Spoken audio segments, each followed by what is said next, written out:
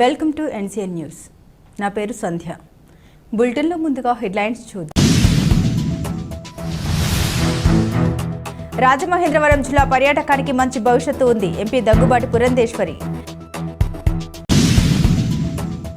రాజమహేంద్రవరంలోని గోదావరి గట్టు current office సమీపంలో పూలే అంబేద్కర్ భవన ప్రారంభ కార్యక్రమం, ఇతర మౌలిక సదుపాయాల కల్పన, శంకుస్థాపన కార్యక్రమాల్లో రాజమండ్రి పార్లమెంట్ సభ్యురాలు దగ్గుబాటి పురంధేశ్వరి, ఇతర ప్రజా ప్రతినిధులు ముఖ్య అతిథిగా పాల్గొన్నారు. ఈ సందర్భంగా పార్లమెంట్ సభ్యురాలు దగ్గుబాటి పురంధేశ్వరి మాట్లాడారు. ఎందరో మహనీయులు సమాజ శ్రేయస్సు కొరకు తన జీవితాలను త్యాగం చేసిన మహనీయుల పేర్లను మాత్రమే నామకరణం చేయాలని సుమారు 4.23 కోట్ల రూపాయల నిధులతో నిర్మించిన భవనానికి పూలే అంబేద్కర్ భవన్ గా నామకరణం చేయడం ముఖ్య ఉద్దేశం.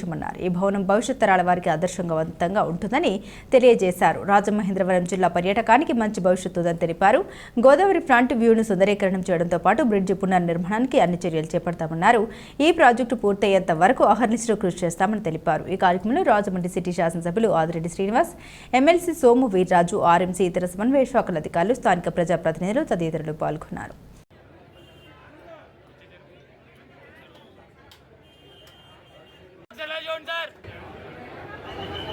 నమస్కారాన్ని నేను తెలియజేస్తున్నాను.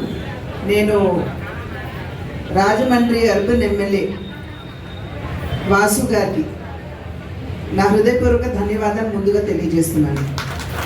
ఎందుకంటే ఒక చక్కటి సామాజిక కార్యక్రమంలో ఈరోజు పాల్గొనేటువంటి అవకాశం, నిన్న అభివృద్ధి అంటే పర్యాటక అభివృద్ధికి సంబంధించినటువంటి అనేక కార్యక్రమాలు నిర్వహించుకున్నాం. పెద్దలు చెప్పినట్లుగా 95 కోట్ల రూపాయలతోటి హ్యావ్లాక్ బ్రిడ్జ్ కావచ్చు, అదేవిధంగా అఖండ గోదావరి నిన్న శంకుస్థాపన చేసుకోవడం జరిగింది. పర్యాటకానికి మంచి భవిష్యత్తు ఉన్నటువంటి జిల్లా ఏదైనా ఉన్నది అంటే అది మన రాజమహేంద్రవరం. పార్లమెంట్లో దానిలో ఉన్నటువంటి 377 అని ఉంటుంది. అంటే మన రాష్ట్రంలో మన జిల్లాకి సంబంధించినటువంటి చాలా ప్రధానమైనటువంటి అంశాలు ఏమైనా ఉంటే మంత్రుల యొక్క దృష్టికి తీసుకురావడానికి దాన్ని మనం వినియోగించుకోవచ్చు. ఆ అంశాన్ని వినియోగించుకుంటా నేను రాజమహేంద్రవరాన్ని ఒక కల్చరల్ హెరిటేజ్ జిల్లాగా, అందులోనూ రాజమహేంద్రవరాన్ని ఒక కల్చరల్ రిలీజియస్ టౌన్గా గుర్తించమని చెప్పి నేను ఆనాడు గజేంద్ర సింగ్ షెకావత్ గారిని కోరడం జరిగింది. అదేవిధంగా నేను ఇక్కడ ఎంపీగా ఎన్నికైన వెంటనే 2027వ సంవత్సరంలో మనకి పుష్కరాలు రాబోతున్నాయి.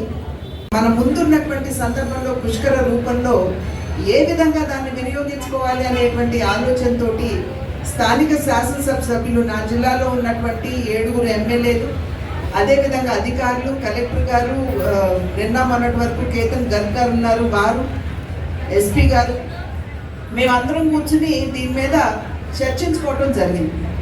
చర్చించుకున్న తర్వాత ఖచ్చితంగా హ్యావ్లాక్ బ్రిడ్జ్ని మనం ఏదైతే ఇన్ని సంవత్సరాలుగా 1897వ సంవత్సరంలో ఆ హ్యావ్లాక్ బ్రిడ్జ్ నిర్మాణం ప్రారంభమైతే 1900వ సంవత్సరంలో దాన్ని కంప్లీట్ చేసుకోవడం జరిగింది.